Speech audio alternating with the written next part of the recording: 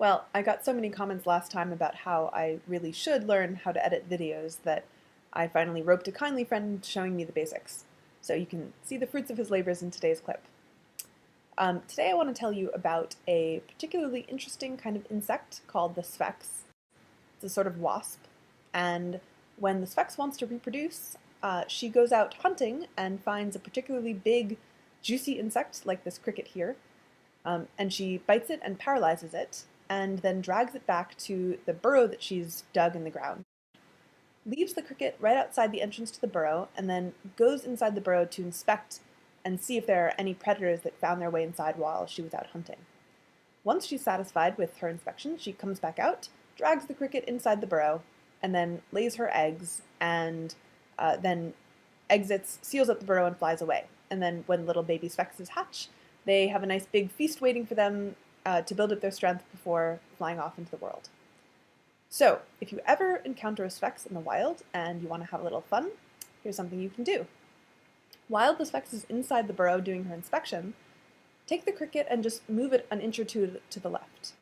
When the sphex comes back out after doing her inspection, she will see that the cricket is not at the entrance to the burrow anymore, and she'll pick it up and move it back a couple inches to the entrance, and then she'll go back inside the burrow and do her inspection all over again.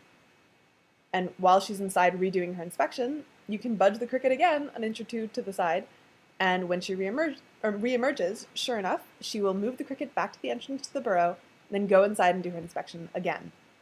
You can do this pretty much as many times as you want. In one case, scientists repeated this process over 40 times before they finally gave up and went home. And every time it was the same. Sphex would just move the cricket back to the entrance and do her inspection again.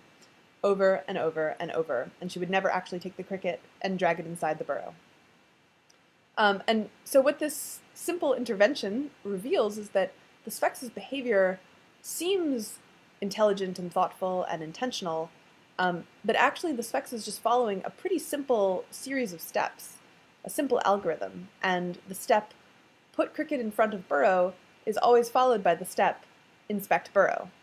So by moving the cricket to the side a couple inches, the scientists were essentially resetting the Sphex's program to that step again and again and again.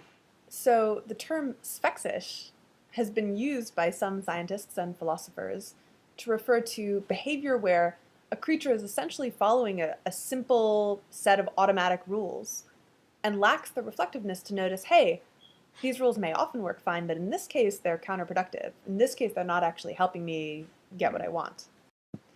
And I think that a lot of rationality is just about noticing your own spexishness.